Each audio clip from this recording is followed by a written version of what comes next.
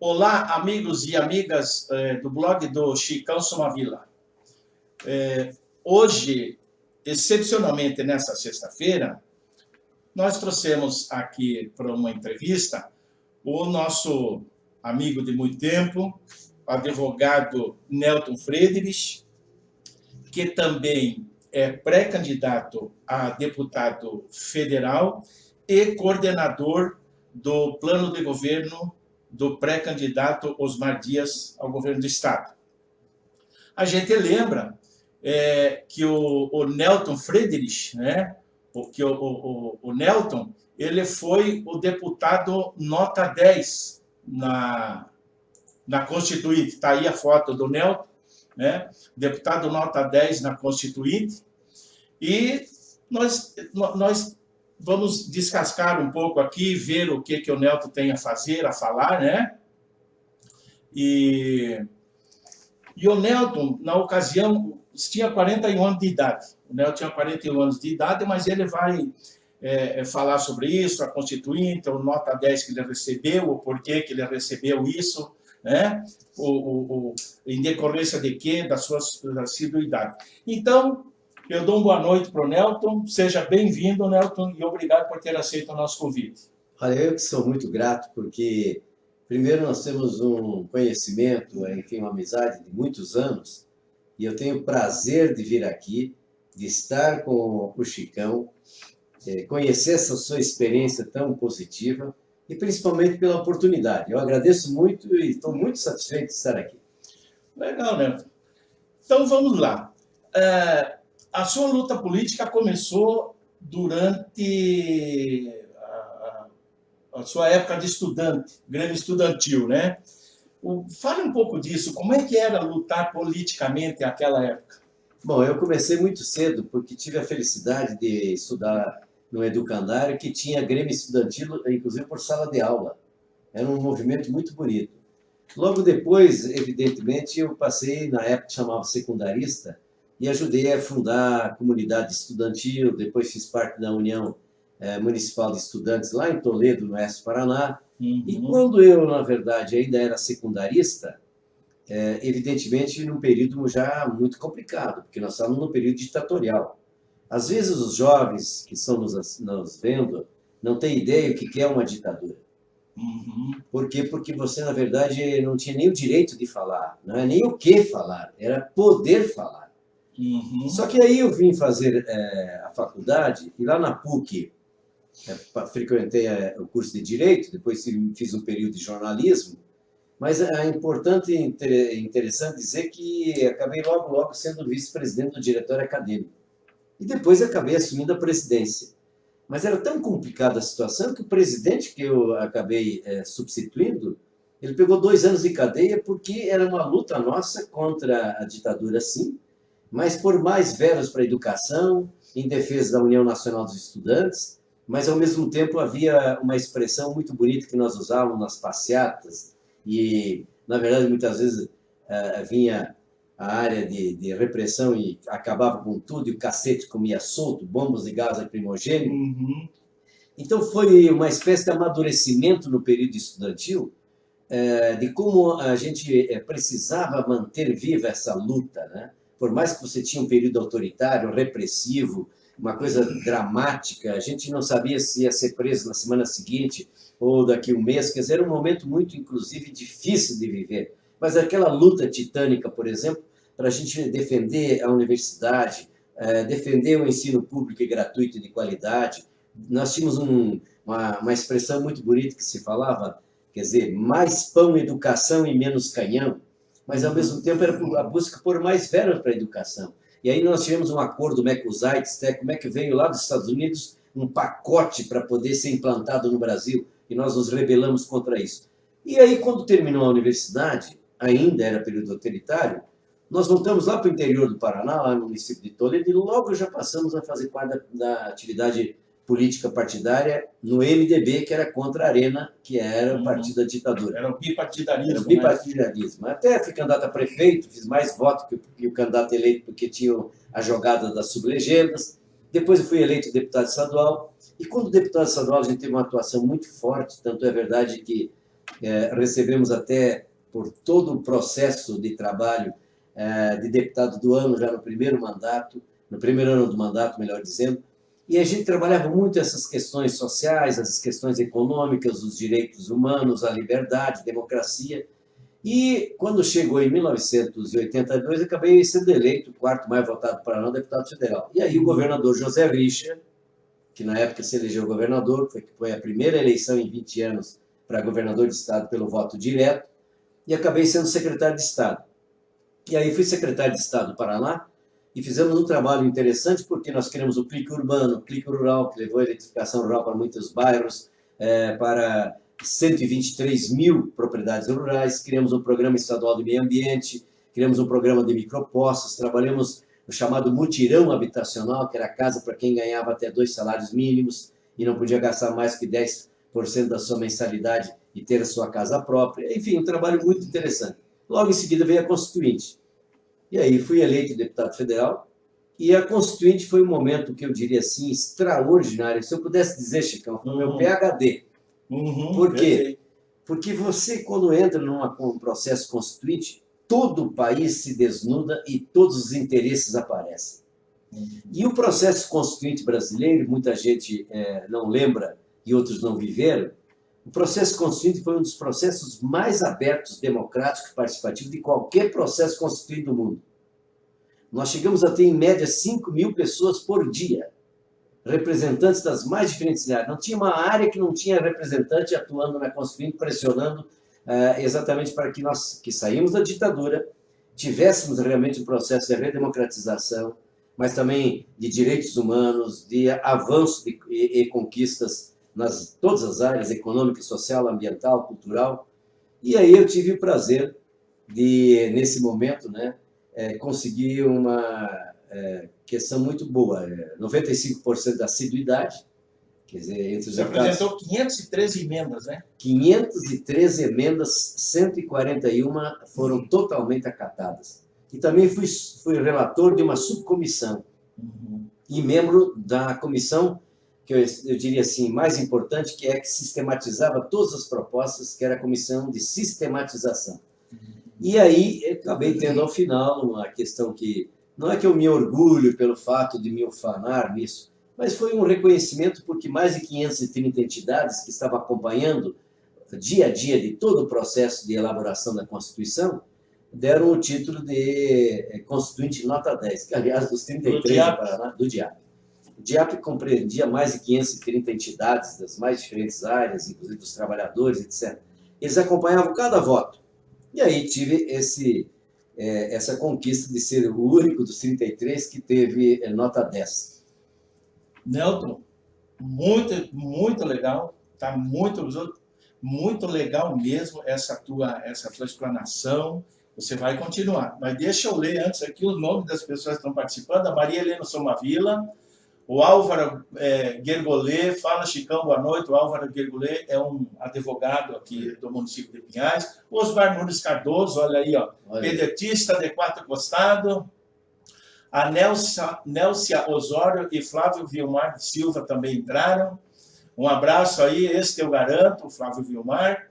Ademar Nils também, um grande abraço. Tânia Pastorello, lá de Foz do Iguaçu, um grande abraço. Obrigado pela participação de todos vocês aí.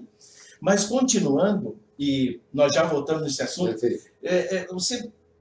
qual a avaliação que você faz sobre a atuação atual na vida política brasileira? Como que a gente pode ver isso? Como que pode analisar isso? Bom, primeiro eu acho que nós estamos vivendo uma das fases mais trágicas da vida política brasileira. Primeiro porque nós entramos num processo de deterioração. Nós estamos com um momento antiético. Nós estamos vendo hoje um conjunto muito grande de políticos, mas a crise também não é só do executivo, é do legislativo e é também do judiciário. Pela primeira vez nós estamos tendo 3 instituições fundamentais para a República em gravíssima crise. Nós tínhamos um distanciamento muito grande. O representante, que é o eleito, se distanciou do representado. E o representado não olha mais o eleito como seu representante. É como se dissesse assim, você não me representa. Segundo lugar, este que se diz representante, ele se transforma em grande parte num mandato de negócios. a política no Brasil virou um grande instrumento de negócios. Então, ao invés de você ter aquela inspiração rigorosamente de valores, que é servir a sociedade, grande parte dos nossos políticos estão se servindo, servem-se do mandato. E, ao mesmo tempo, esse servir-se, às vezes, é de interesse pessoal, de grupos ou até de interesses, inclusive, de fora. Dá um exemplo bem pequeno. É possível, Chicão, você acreditar que o Brasil mudou a Constituição brasileira pelo voto para estabelecer um congelamento dos investimentos em saúde, em educação, em segurança por 20 anos? É investir na mortalidade infantil, é investir num processo de quebra da qualidade e do avanço da educação. Eu congelo. Gente, não há um país do mundo que fez isso em algum tempo, de votar, e que esse que votou agora quer o seu voto. Esses que votaram para congelar. Ao mesmo tempo, eu pergunto, por exemplo, quantos de nós brasileiros acompanhamos para saber que em agosto do ano passado, o presidente Temer, que vem de um golpe, ele acaba apresentando uma proposta, e foi aprovada pelos deputados e senadores, de colocar R$1 trilhão nas multinacionais do petróleo, tanto com incentivo, como renegociação de dívida, como recursos para compra de equipamentos dessas próprias multinacionais para explorar petróleo aqui dentro. Você não tem um bi para a micro e pequena empresa que mais gera emprego em Pinhais, São José de Pinhais, em qualquer lugar do Brasil. Não tem. Você não tem recurso para a área de segurança. E passa 20 anos, com a previsão, em 20 anos, de ter um investimento de R$1 trilhão. Outro exemplo. Será que está certo, cá entre nós? 13 milhões de desempregados, e você ter nesse ano de 2017 que passou, o maior lucro dos bancos de 21%. E as 5 grandes famílias dos bancos particulares e mais os grandes diretores executivos desses bancos tiveram de dividendos 9 bilhões. E sabe o que acontece, quem está nos assistindo? Os dividendos não têm imposto de renda. Nós temos uma carga tributária assustadora e que não é adequadamente distribuída, e que, inclusive, os que menos ganham são os que mais pagam imposto de renda, porque é o chamado imposto indireto. A caixa de fósforo que você compra tem imposto, né? A comida que você paga, na luz que você precisa, tudo tem imposto. E aquele dividendo que é sobre o lucro dos bancos num período de 13 milhões de desempregados, não tem imposto de renda. Em outras palavras, é a falência destes que, em Brasília, estão aprovando estas desgraças para a vida brasileira. Tem que virar essa página. E é nesse sentido, pois, que creio que nós precisamos, acima de tudo, ter clareza o que está em jogo em 2018. Não é uma eleição simples. É talvez a mais importante eleição das últimas décadas, porque é uma eleição que ou você vai se atolar mais ainda, ou vai fazer, quem sabe, uma solução cosmética, né? Meio de manicure, de pedicure, seja o nome que queira, né? E que não vai a fundo. A saída do Brasil é, primeiro, ética. Segundo, restabelecer a moralidade na vida pública. Terceiro, é que as instituições estejam a serviço dos brasileiros, das brasileiras, e não de outros interesses. Outro dado fundamental é que nós precisamos, Chicão, é um projeto de nação. O Brasil tem um projeto das multinacionais, tem projeto do capital estrangeiro, tem projeto do sistema financeiro, dos bancos, tem projeto de quase todas as áreas, porque nós não temos um projeto de nação. Quando eu falo projeto de nação, para onde é que nós vamos? O que nós queremos ser daqui a 15, 20, 30 anos? O que nós seremos daqui a 20, 30 anos? Nós temos que decidir, numa grande discussão nacional, com deputados e senadores e governo, que tenha a visão de que nós precisamos de um projeto de nação. Isso implica em que você possa estabelecer o curto, o médio e longo prazo, e dou um exemplo pequeno. A Coreia copiou do Brasil da década de 50 e criou um projeto de nação, a Coreia do Sul. Eles decidiram, por exemplo, que em 20 anos queriam ser potência mundial em eletroeletrônica. Eles não tinham nenhuma perspectiva de, a curto prazo, ter, por exemplo, uma indústria eletroeletrônica de primeiro mundo. Pois bem, hoje hoje, graças a uma decisão política, educacional, de investimento, de governo, de empresas, de sociedade, eles fizeram uma coesão social para construir um projeto onde é que nós queremos chegar. Hoje, você compra um Samsung, que é coreano. Eles estão entre as 5 potências mundiais em eletroeletrônicos. Eles decidiram ter um carro coreano. Eles não aceitaram a montadora, que nem nós no Brasil, infelizmente, aceitamos. Eles foram para um carro coreano.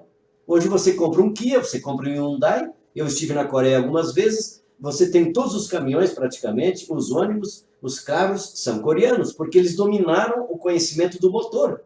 Que a única inteligência de um carro, de um caminhão, é motor, o resto é carcaça. Eles aceitavam que fossem engenheiros falar, mas que ensinassem a sua população. Era isso? Eles fizeram uma coisa, a sua pergunta completa, eles fizeram o seguinte: como é que eu faço um celular?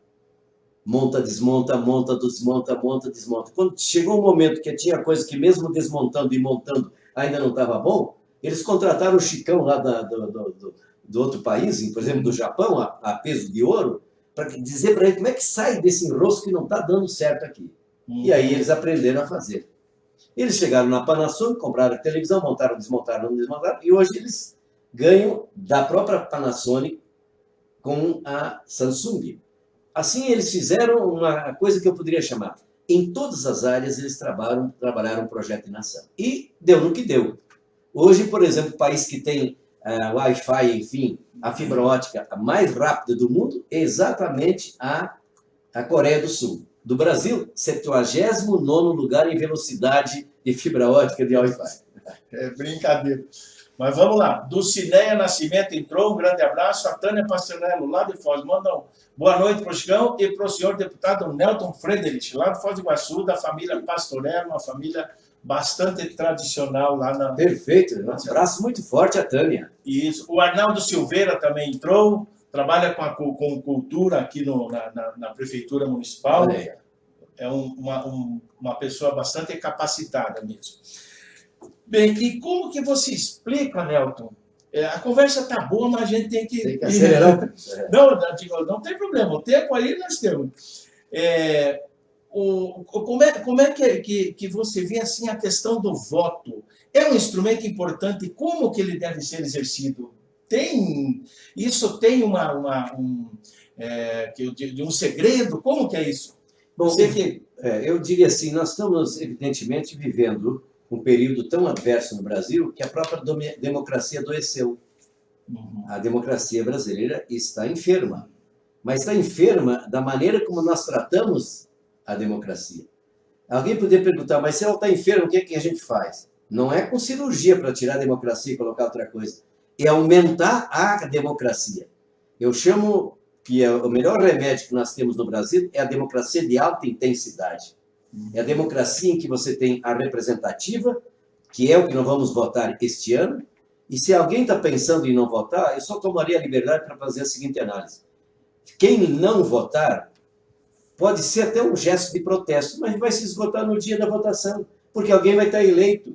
Se ele precisaria fazer daqui a pouco 50 mil votos, você vai precisar fazer só 30 mil. Porque alguém vai votar. É assim que tem acontecido. Agora, o que eu preciso para acertar mais? Eu preciso compreender claramente quem é que eu vou votar. Ele é do que se serve de mandato e da vida pública ou passa a ser um servidor e vai servir a sociedade brasileira? Segundo, que papel tem em termos de seriedade, de ética, de atitudes? Qual é a sua prática? As pessoas não podem ser, eu diria, separadas pelo discurso, elas são separadas pela prática. Que interesse defende este que você tem condições de eleger? Qual é o lado dele? Então, eu diria, o exercício da eleição, ainda mais nós que chegamos no fundo do poço, é compreender que é uma eleição de presidente da República, de deputado federal, estadual, senador. Não é uma eleição para eleger o presidente do time de futebol.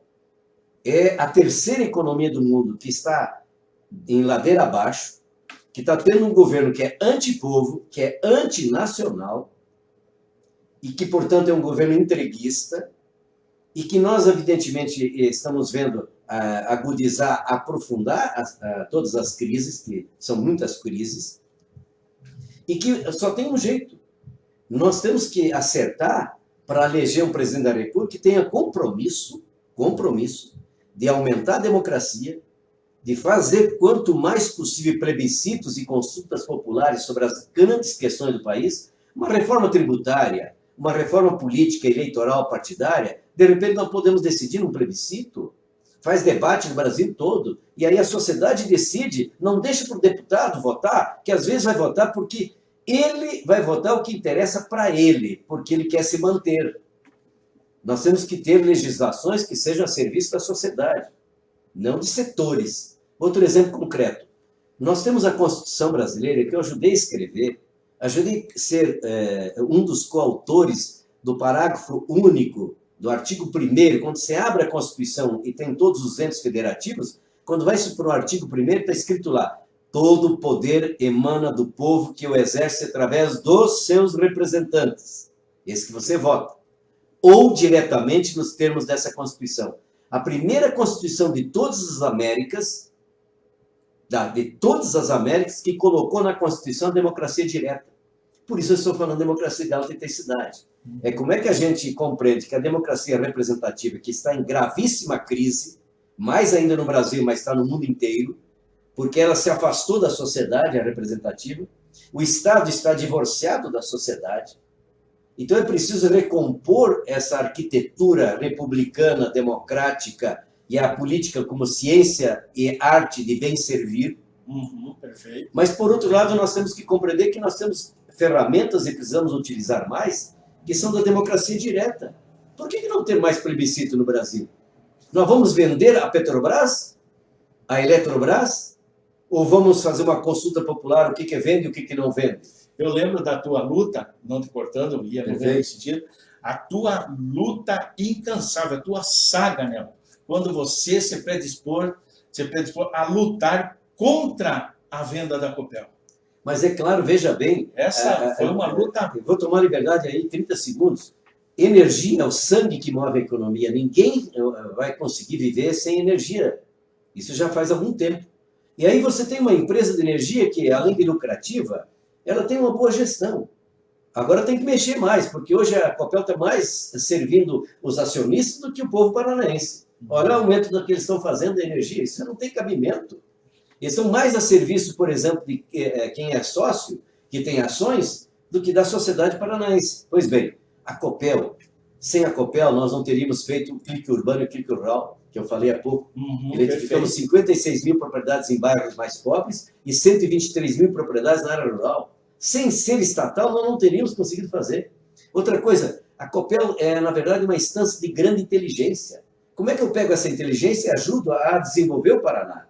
Eu tenho que colocar as inteligências da Copel a serviço, e muito mais agora. Eu quero pedir licença, você que está nos assistindo, por gentileza, compreende que nós estamos saindo da era do petróleo como energia, e do gás e do carvão, e isso vai demorar ainda algum tempo, para o alvorecer de uma nova era, que é das energias renováveis. A Copel tem que ter um papel, por exemplo, de transformar o Paraná no estado mais próximo em energia solar.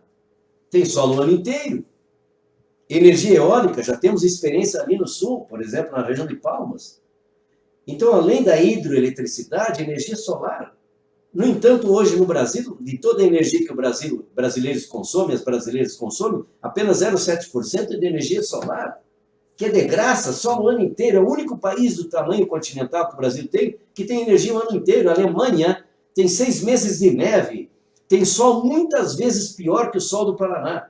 Eles vão chegar em menos de 8 anos a 25% de toda a sua energia do sol. Eu posso ter aqui, em Pinhais, nenhum novo conjunto habitacional sem energia solar. Mas não vai mais pagar energia para a Copel. E aí a Copel tem que comprar o excedente. Sobrou? Vende para a Copel. Em vez de estar gastando com a Copel a energia, está vendendo o excedente. Eu poderia falar, por exemplo, da energia, já falei da eólica, também do vento, e tem uma outra energia que o Paraná precisa ser campeão. Isso já está com o pré-candidato Osmar Dias, que é o Paraná como referência nesse campo, que é a energia da biomassa residual, que é o dejeto do porco, da vaca, da galinha. Nós somos os maiores produtores de leite de suínos e de aves, E mais o nosso lixo, o lixo em Pinhais, ele é um garimpo, é ouro. Por quê? Porque você compreende que o lixo mesmo é 1% que a gente chama rejeito. Esse não tem jeito. Tem que ir para o aterro, tem que ter um cuidado especialista. Agora, 99% do lixo não é lixo. Desde o quê? Desde que eu faça a separação na hora que eu gero o lixo. O orgânico e o reciclável. Porque o reciclável tem que voltar para a indústria para fazer de novo produtos.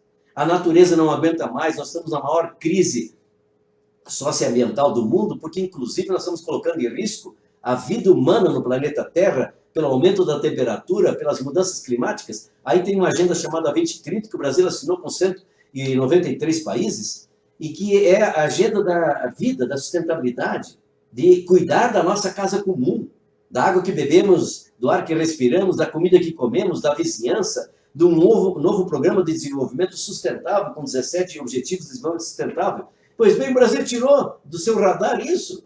Tem compromisso que nós assumimos até 2030. Então, voltando, as energias no Brasil, principalmente, portanto, as renováveis, elas podem colocar o Brasil no patamar de exemplo mundial. Para isso tem que ter decisão política. Agora, por exemplo, como é que você vai fazer energia solar no Paraná, se até uma semana atrás, 13% de ICMS sobre a energia solar? Os dois últimos estados do Brasil a tirar o ICMS da energia solar foi Amazonas e o Paraná. Que governo é esse que tira, que não tira aquilo que nós mais precisamos, é diminuir os tributos ali onde você pode gerar mais emprego, pode gerar mais energia, mais qualidade de vida? Em outras palavras, nós estamos diante, portanto, de um momento que é preciso a gente não errar no voto, não errar nas opções, mas compreender que democracia é processo participativo. Você falou também podia falar um pouco sobre o movimento A Democracia Pede Água. No meu site de campanha. Como é que é isso? Está no teu site de campanha. De pré-campanha, né? De pré-campanha. Por quê? Porque a democracia pede água. Porque nada existe sem água, ok? Se nada existe sem água, a democracia, no sentido figurativo, precisa de água boa. A água boa é o nosso sentimento, é a nossa representação autêntica, séria, comprometida, atitudes verdadeiras.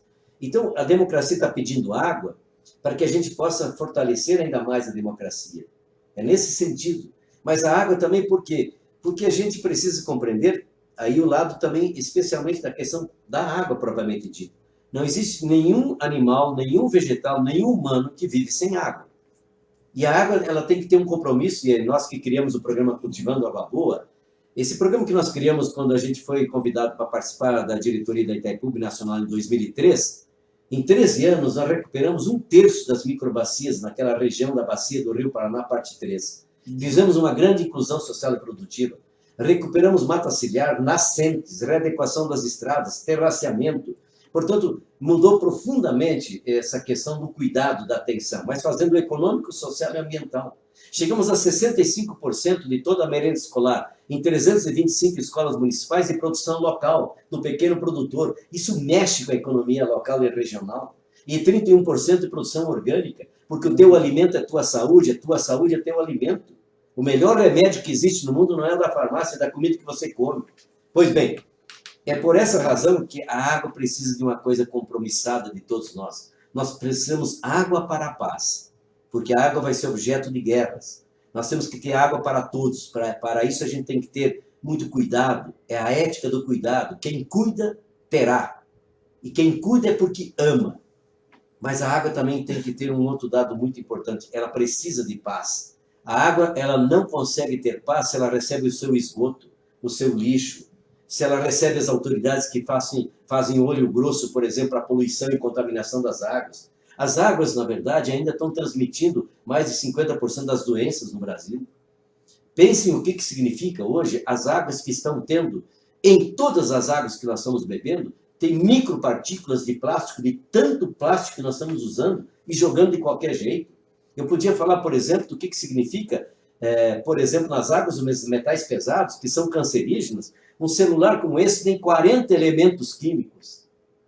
Quer dizer, aqui tem cancerígeno, se eles jogam de qualquer jeito, daqui a pouco está lá na calçada, ou está lá na beira do valeta, rio, daqui a pouco está caindo no rio, daqui a pouco a Copel está utilizando essa água e ela não tem tratamento hoje na Sanepar, esses metais pesados mais complicados, mercúrio, seja tantos outros que eu podia citar aqui. E são cancerígenos. Então eu diria assim, água para a paz e paz para a água. E democracia que seja com muita água para florescer ainda mais.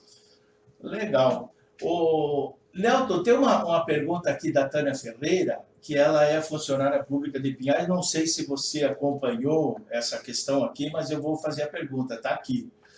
Tânia Ferreira, ela pede, o que ele acha sobre a gestão do PDT em Pinhais, executivo e na presidente da Câmara, para mostrar força do PDT em Pinhais? Ter tirado praticamente todos os Pinhais que são menores que os servidores de cinema, ali não sei o que ela diz, ela fala embaixo, corrigindo, menores servidores de Piraquara, menores que servidor de Piraquara, município que tem um orçamento infinitamente menor que o de Pinhais. Não sei se você acompanhou isso aqui ou não. Olha, eu não acompanhei, mas vou fazer aqui uma... Acompanhei, eu diria detalhadamente, mas vou fazer aqui uma referência. Se tem uma coisa que o PDT tem compromisso histórico, é com o trabalhismo. E, evidentemente, também com o interesse nacional. Nós não podemos esquecer que o Getúlio Vargas, que é o berço do trabalhismo do próprio PDT, que teve um período até certo ponto autoritário, mas, ao mesmo tempo, foi um período que nós conseguimos trazer pela primeira vez para o Brasil a legislação trabalhista. Eu vou dizer a todos que estão aqui, é com a CLT que nós passamos a ter, inclusive, a hora extra, o descanso semanal remunerado. As pessoas trabalhavam 16, 18 horas por dia, não tinham direito à hora extra, você não tinha nenhum salário mínimo definido, você, portanto, não tinha férias, você não tinha nenhum desses direitos que hoje parece que são tão comuns que agora até estão tirando. Estão tirando, exatamente. Por outro lado, eu diria assim, além disso, com o Getúlio que nasce, primeira vez, um projeto de nação. Nós temos a nossa fábrica de motores, que poderia ser a nossa fábrica de automóveis, etc., etc., que eles sepultaram. Que se cria a Petrobras, o Banco de Desenvolvimento Econômico, que se cria a Vale do Rio Doce para explorar os nossos minérios para o interesse do Brasil, e que cria, inclusive, por exemplo, o primeiro projeto que naquela época o Congresso não aprovou de criação da Eletrobras, cria a siderúrgica primeira no Brasil, nenhum país se industrializou no mundo sem siderurgia, e aí cria a Companhia Siderúrgica Nacional. Em outras palavras, nós temos um histórico no trabalhismo que o PDT incorpora. Depois, claro, alguns outros partidos passaram a ter voz muito forte no que diz respeito ao trabalho e ao trabalhador. Mas eu quero deixar a todos, portanto, a certeza de que o manual de Constituição do antigo PTB e do PDT tem a questão do trabalho como essencial e que tem que ser justo. Além do mais, independente do caso, especificamente do Pinhais, eu quero dizer que, muitas vezes, a política pública que você estabelece com o servidor está equivocada, porque você pode, evidentemente, e tem que ter muita responsabilidade para com o orçamento, para com as políticas de um município, mas não pode colocar carga em cima do servidor e fazer todo tipo de política, às vezes, injusta. Não é isso. O problema não está no servidor. Às vezes você tem até excesso, mas tem uma questão de responsabilidade que nós colocamos na Constituição. Você tem tetos hoje que você não pode trabalhar, por exemplo, o percentual que você tem em Pinhais, ou São José dos Pinhais, aonde for, que o orçamento do município não pode estar comprometido com servidores, com pessoal, mais do que X%. Então, é preciso compreender que isso é verdadeiro. Mas tem tantas formas outras que você pode melhorar as condições financeiras do município, que não seja jogando a culpa e a carga em cima do servidor. Ao contrário, olha o nome sagrado que é. Servidor. Ele serve. Então, tem autoridades que são dominadoras e tem autoridades que são servidoras. E tem aqueles que servem e aqueles que não servem. É isso aí. Chegou o Eloy, tudo bem, Eloy? Boa noite, tudo bem? Seja bem-vindo. Tudo bem, firme e forte. Nelton, é o seguinte, você há 26 anos, mais ou menos, que você está fora da política, eu digo assim, de mandato de política, não é isso? Olha, eu quero dizer... Mandato. O que te motivou, o que motivou você a voltar a disputar uma vaga, tentar, né, botar teu nome como pré-candidato a deputado federal pelo PDT no Paraná? Olha, são quase 2 décadas que eu não participei como candidato, quase. Por quê? Porque eu verifiquei, estando como estive um período em Brasília, embora o meu mandato terminando lá em 1990, depois não tive mais eleição, de dizer com toda clareza, Chicão, que tinha comigo um compromisso de morrer fazendo política, porque acho que é uma obrigação a compreensão de que nada existe senão pela política, para o bem ou para o mal. Essa é uma questão fundamental, porque a política é, na verdade, a condição para esse exercício e o controle do próprio Estado, de exercício, por exemplo, para construir dignidade, justiça social. A distribuição de renda é feita como? Se você não tiver políticas públicas, você não tem distribuição de renda. Você tem um projeto nacional, depende do aparelho de Estado para estimular, para facilitar, para inclusive incentivar, para inclusive às vezes fazer o primeiro financiamento. É óbvio, eu diria assim, se os Estados Unidos não tivessem feito através da NASA, na época, só por interesse de segurança, nós não teríamos internet.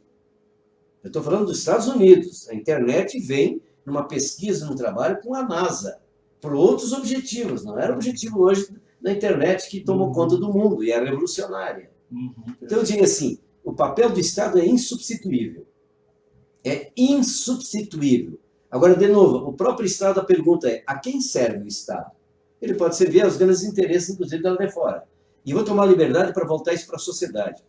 Eu que venho da formação, portanto, muito forte também da questão das causas que levaram o Brasil a chegar aonde nós chegamos, e a falta de reformas estruturais em nosso país é de séculos.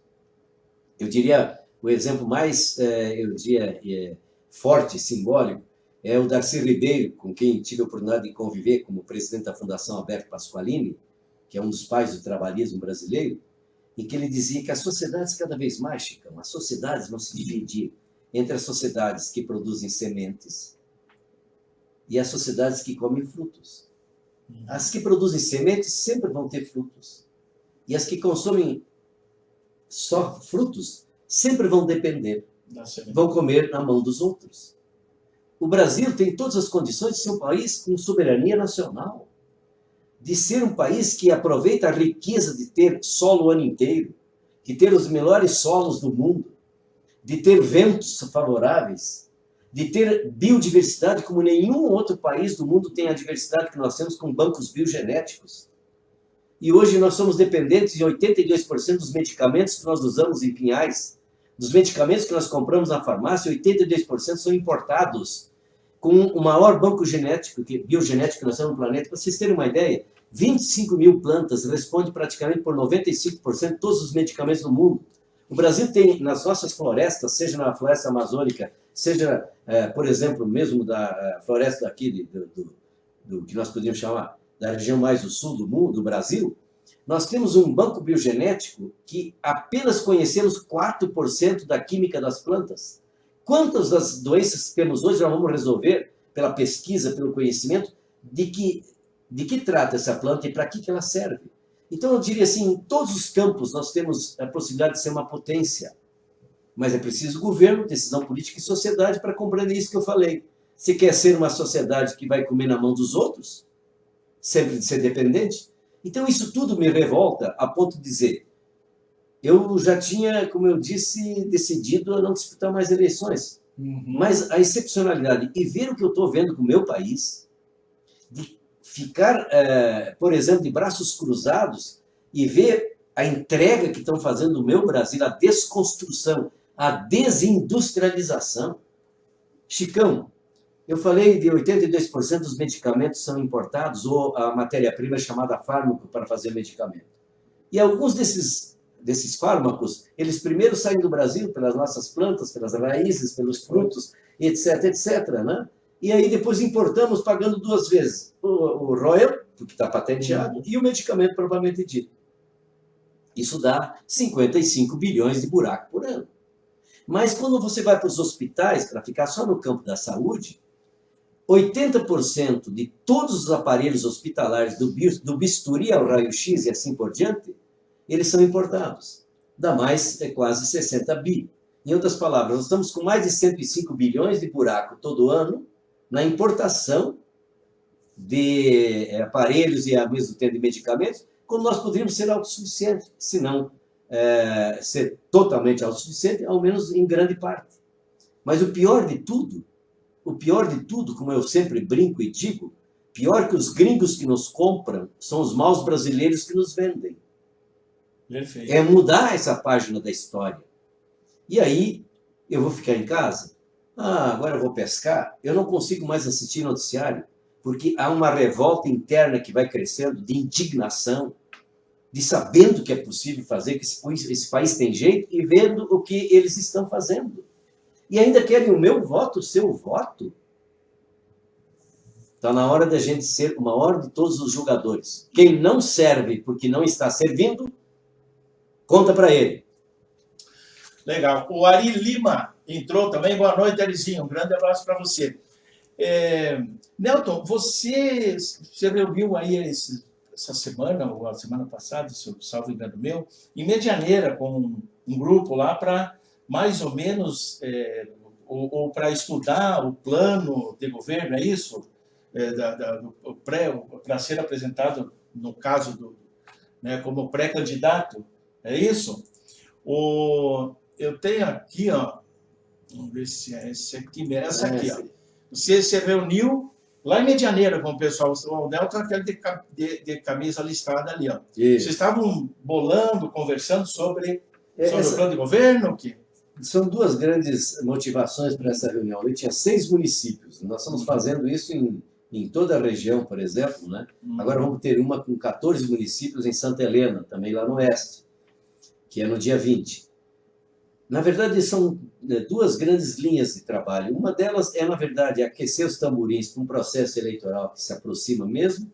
As convenções, por exemplo, vão ser do PDT Nacional dia 20, que vai homologar o nome de Ciro Gomes para candidato a presidente da República, que, aliás, é de uma coragem extraordinária e tem uma proposta de projeto de nação, inclusive a auditoria da dívida pública brasileira. A dívida brasileira está matando o Brasil. Ela está levando a 360 bilhões de reais por ano, aumentou 17% no último ano. A dívida pública é impagável. A dívida, que para você ter uma ideia, está comendo 52% do orçamento nosso do Brasil. 52% do orçamento vai para pagar serviços de juros da dívida.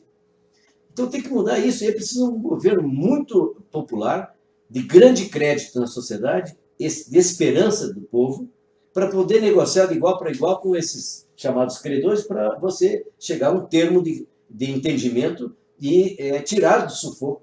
Quer dizer, se você está gastando 52% do seu orçamento só em dívida, o que vai sobrar para a saúde, para a educação, para alimento, etc? O que seria a dívida pública, para deixar mais claro para o nosso... Uma das coisas é que o governo, na verdade, fica emitindo títulos, porque aí tem problema de caixa, e aí vai título sobre título. Por exemplo, você tem hoje uma coisa concreta. Quem mais está ganhando dinheiro no Brasil hoje não é quem trabalha, não é nem quem produz. É o sistema financeiro e na chamada especulação. É aqueles rentistas que, na verdade, fazem um jogo todo dia. Você acha que tem razão de existir? Por exemplo, você tem uma economia que a maior parte dela é irreal? É um cassino. Você tem hoje alguns títulos do governo Temer que estão vencendo a cada 4 dias, porque é uma forma que ele tem de enrolar a coisa dele, né? É um absurdo. É uma agiotagem. É uma agiotagem que é reconhecida com o nome de sistema financeiro, de aplicações, etc, etc. Só que a grande questão que eu digo é o seguinte: se esse dinheiro fosse para construir hospital, escolas, fazer ferrovia, etc, etc, você teria um retorno. Eu quero dar um exemplo para vocês do que está acontecendo no mundo. Um ex-diretor do Banco Central da Bélgica, num estudo que ajudou a fazer, no auge da crise que nós tivemos do sistema financeiro, que quebrou muitos bancos, inclusive nos Estados Unidos, naquele período, o movimento do sistema financeiro foi $1 trilhão, 3% da economia real. O resto era coisa fictícia. Eu pergunto, tá certo você tem uma economia que leva sobressalto? Porque houve um problema, parece que o Temer foi levado para o hospital, não sei o quê. Cai lá. Aí, uma hora depois, está lá em cima. É aquilo que lá em Wall Street, lá em Nova York, escreveram no editorial. Nós estamos vivendo a economia do pânico e do emocional na mesma hora. Uma hora está na euforia, outra hora está no pânico. Isso não é economia verdadeira. Ela não é produtora, ela não é real. E tem que parar com isso. E sai da onde? Do nosso lombo. Do couro sai a correia. Então, a palavra final nesse aspecto é ter muito presente de que nós temos que fazer uma mexida profunda, e ela não é cosmética, é estrutural. Então, nós temos a maior crise da história da humanidade no campo socioambiental, que é a crise, inclusive, da emissão dos gases de efeito estufa, das mudanças do clima. E aí tem a Agenda 2030 para responder para isso. Mas nós temos a outra, que é uma agenda brasileira. É a agenda de um projeto nacional de reformas estruturais, reforma tributária, reforma do sistema financeiro, reforma, inclusive, universitária, educacional, reforma, portanto, que seja realizada, inclusive, na questão urbana, reforma no que diz respeito à mobilidade.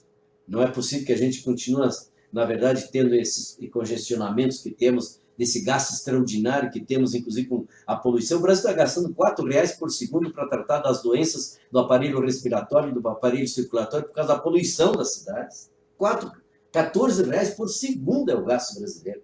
Então, se você não for às causas, você não vai entender, por exemplo, que os maiores problemas de Pinhais hoje está ligado, por exemplo, de não ir à causa. Por exemplo, de cada 10 novos casos de diabetes tipo 2, 4 são de criança. Você vai resolver isso só com o hospital, com o médico e com o remédio? A maior parte do problema da diabetes tipo 2 está ligado à comida que come e estilo de vida que leva. Nós temos crianças hoje com 8 anos com colesterol, com pressão alta, sobrepeso, obesidade. Eu pergunto, está ligado ao quê? Ao velho ensinamento do criador da medicina: o teu alimento é tua saúde é teu alimento. E nós estamos nos empanturrando de açúcares, de sais e principalmente de comida que na verdade não é saudável. E ainda não fazemos exercício. Aí o brinquedinho que ele ganha, né, de Natal ou Ano Novo é o brinquedo que pula, que dança, que corre. Aí fica lá sentadão, comendo pipoca, comendo outras coisas, cheio de açúcar, não sei o quê, Coca-Cola. O que é isso? Não dá certo. Verdade. Nelton, nós estamos chegando ao final do programa e eu vou pedir para você fazer suas considerações finais, mas antes eu vou ler mais uma colocação da Tânia Ferreira aqui. A Tânia Ferreira, ela contesta bastante, sabe? E tem lá suas razões. Tânia Ferreira, ela diz: infelizmente, pelo PDT de Pinhais, não votarei em nenhum candidato do PDT em todos os níveis e farei campanha contra. É um absurdo o que fizeram em Pinhais. O PDT todo virou as costas, fingiu que não viu. Está falando aqui do local. Então, nas suas considerações finais, pode... Eu vou tomar a liberdade, né, de fazer duas observações. Primeiro, que eu não respondi. Então, lá em Medianeira, como em vários lugares do Estado, nós estamos tratando, portanto, de uma questão que é mais diretamente ligada às candidaturas, ao trabalho de busca eleitoral de votos. E outro lado é contribuições para um projeto de Estado. O pré-candidato Osmar Dias está com uma proposta extraordinária. Nós precisamos ter um projeto de Estado, não é um plano de governo do governador Osmar Dias. É um projeto de Estado que ele tenha o curto, que é de uma gestão, o médio e o longo prazo. Tem algumas questões, como eu falei, por exemplo, a questão das energias renováveis, que não é para um governo. Isso é para 3, 4, 5, 8, 10 gerações. Nós estamos falando de 3, 4, 5 anos, mais 50, 80 anos, porque é a nova era que vem, que é das energias renováveis. Isso implica em ter visão histórica, visão de estadista, não apenas eleitoral. Segundo lugar, aí a resposta. Eu quero pedir até consideração para a Tânia e outros. Tânia, eu pediria que você pudesse fazer uma reflexão de compreender que, às vezes, você pode ter aqui a acolá representantes, isso acontece em todas as áreas, no comércio, na família, às vezes até numa igreja, que acabam não executando aquilo que é a cartilha, às vezes, da própria igreja. Caem fora, se desviam. Mas isso não significa que você vai condenar a igreja. Perfeito. Às vezes você tem alguns comerciantes, muito minoria, que é capaz de até, às vezes, fazer um sobrepeso, né? Em vez de 1 quilo, tem 900 gramas, mas não significa que todos os empresários e comerciantes são desonestos, não é nada disso. Então, se a gente não separar o joio do trigo, Se a gente não separar a quem, às vezes, tendo quem sabe as suas razões, está agindo de maneira equivocada, segundo o catecismo partidário, a pregação mais correta de dignidade humana, de democracia, de direitos humanos, de justiça social, a gente não pode condenar o todo. E principalmente quando está em jogo, por exemplo, a questão do Brasil. Não é Pinhais que está em jogo. Também é Pinhais. O que está em jogo é o nosso país. Com mudanças em Brasília, refletem positivamente em Pinhais. E, ao mesmo tempo, pois, eu vou tomar liberdade, por favor, vou repetir a palavra, de pedir a sua reconsideração, como de tantos que, quem sabe, estão nos assistindo, de compreender que nós temos que, cada vez mais, acertar. Se você não quiser fazer por opção, faça por exclusão, o menos ruim, sob a sua concepção. Eu sei e vejo e estou junto numa proposta que ela é, com todas as nossas convicções, a melhor para o Brasil. Porque nós estamos tratando de uma coisa que repercute totalmente em Pinhais, que é a dívida pública, que o próprio Ciro está propondo uma auditoria nela. Segundo lugar, nós temos que ter um projeto de nação para que nós possamos ter uma sociedade mais justa, mais equilibrada, de maior justiça social, de geração de emprego e renda. Eu citei um exemplo, eu pergunto, será que é melhor ter representantes em Brasília e um presidente da República que esteja disposto a ter um projeto de nação, ou voltar a ter políticos, inclusive no Executivo ou mesmo no Legislativo, que aprovam 1 trilhão para multinacionais do petróleo e faltam 1 bilhão para gerar empregos em Pinhais e no resto do Brasil, por exemplo, através da micro e pequena empresa, no momento que nós temos 13 milhões de desempregados? Está correto o deputado se silenciar quando, por exemplo, um botijão de gás hoje está chegando a R$ 80? Está correto isso? Ou a gente tem que mudar, inclusive lá em cima, para que não aconteça isso no gás de cozinha na nossa casa? Eu, outro dia, em Foz do Iguaçu, estive em uma casa, uma família, e na hora do jantar, eles foram para a família vizinha, porque é tão grave a crise de luz cara e de gás caro, que eles reuniram 4 famílias com o mesmo botijão de gás, com o mesmo fogão, fazendo comida para 4, porque senão eles não têm como sobreviver. Gente, chegar a esse ponto num estado como o Paraná, enquanto isso estão distribuindo ao final do ano milhões e milhões para acionistas e para diretores, por exemplo, de uma empresa como a Copel, ela tem que estar a serviço do Paraná em primeiro lugar, porque ela é dos paranaenses. Em outras palavras, isso tudo mostra o seguinte: Tânia, mão na consciência, pensar e compreender que nós temos que fazer grandes mudanças e elas não vão acontecer só no nosso lugar. Elas precisam acontecer a partir também de Brasília. É de baixo para cima e de cima para baixo. Senão a gente vai cada vez mais se afundar, que já estamos no fundo do poço. Tenho esperança, por isso estou na luta. E digo mais, quero terminar com uma observação. Em sendo um deputado, portanto só pré, não posso nem fazer qualquer consideração de voto aqui, mas eu quero dizer a todos que o mandato que nós queremos construir é um mandato que vai estar sob a ótica não só apenas da política tradicional. É um mandato que estará, inclusive, permeado pelas extraordinárias mídias sociais que hoje o mundo tem. Vocês vão poder acompanhar pelo celular, pelo computador e todas as outras formas, seja pelo Face, pelo Instagram ou diretamente, como é que o Nelto vota em Brasília, que assunto está em pauta, como é que os outros deputados do Paraná estão votando, que projeto trouxe para Pinhais ou vai trazer. Em outras palavras, estou colocando para todos que entendo algo decisivo. A democracia precisa de ampliar a democracia.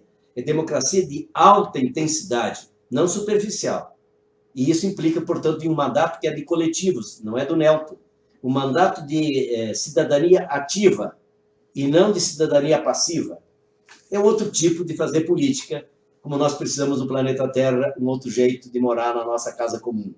Com muito mais qualidade, com muito mais cuidado, com muito mais ético. Tudo isso implica em dizer que a gente tem que ser a mudança que o planeta precisa, a mudança que o Brasil necessita. Ok, chegamos ao final dessa entrevista com o Nelto Frederici, que foi uma aula de política ambiental, de economia e de todos os projetos sociais que você possa imaginar, né? Eu agradeço a todos. O Fábio Cristiano entrou aqui também, meu companheiro de programa, o Fábio Cristiano, nós fazemos nas quartas-feiras, sempre junto, né? E eu agradeço aí a participação de todos e até quarta-feira que vem. Satisfação.